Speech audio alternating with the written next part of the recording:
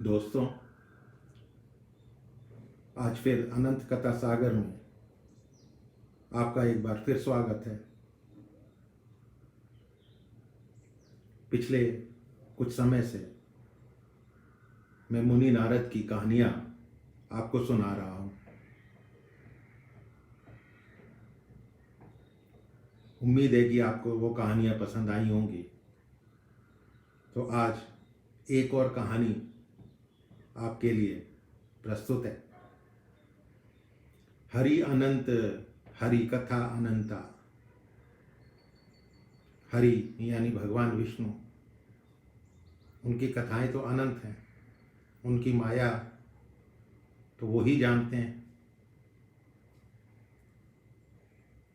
और नारद मुनि के साथ भी उनकी कथाएं अनंत ही हैं। नारद मुनि बड़े परेशान थे। एक बार भगवान विष्णु से पूछा कि भगवान, आपकी माया क्या है? ये है क्या? पृथ्वी लोक में जिसे देखो वो यही कहता है कि ये तो माया है भगवान की, और उस माया के अनुसार ही वो सुख और दुखों का अनुभव करता है। मुझे समझ में नहीं आया कि माया है क्या। तब विष्णु भगवान बोलते हैं, नारद, क्या वास्तव में तुम मेरी माया को देखना चाहते हो?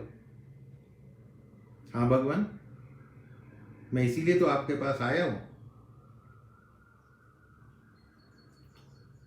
विष्णु कहते हैं, चलो फिर तुम्हें अपनी माया दिखाता हूं, पृथ्वी लोक ही चलते हैं। तो भगवान विष्णु उनको पृथ्वी लोक ले गए। और पृथ्वी लोक ले जाते समय वो एक सुनसान रेगिस्तान से गुजर रहे थे, जहाँ गर्मी और सूर्य की तपस से बुरा हाल था। दूर दूर तक कोई जीव जंतु, हरियाली नाम की कोई चीज ही नहीं थी। नारद मुनि जी भी पीछे पीछे चलते जा रहे थे। भूख और प्यास से नारद जी का बुरा हाल था। जब अति हो गई,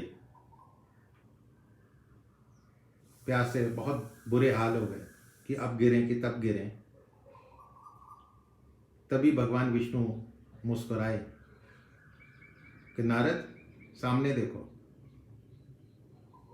तो उन्होंने सामने देखा, एक नदी बह रही थी। तो नदी की तरफ दोनों चल दिए। और जब नदी के किनारे पर पहुंचे तो नारद जी ने अपना, जैसे उनको स्वर्ग मिल गया हो, उन्होंने स्वच्छ पानी से हाथ मुंह पैर धोए, पानी पिया। नदी के किनारे कुछ पेड़ वगैरह भी लगे हुए थे, फल थे, खाए। और दोनों आपस में बैठकर बातें करने लगे।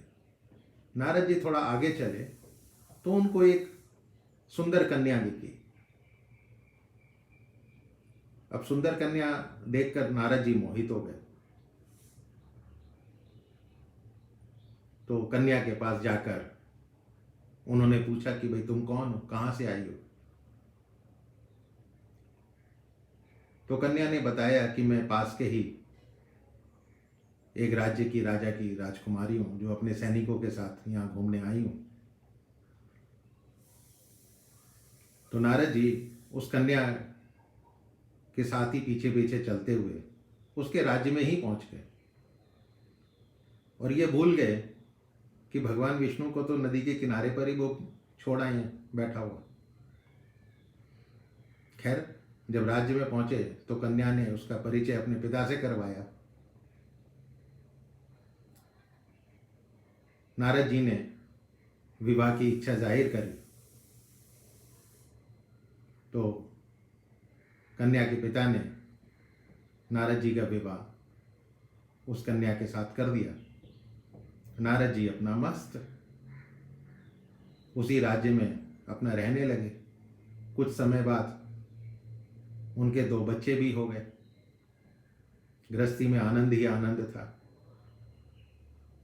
कोई किसी चीज की कमी नहीं थी।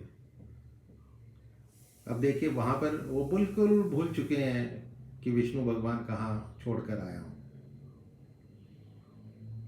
अचानक उस राज्य में बहुत बारिश हुई और इतनी भयंकर बारिश हुई कि सब नदी नाले पानी से भरने लगे और बाढ़ आ गई।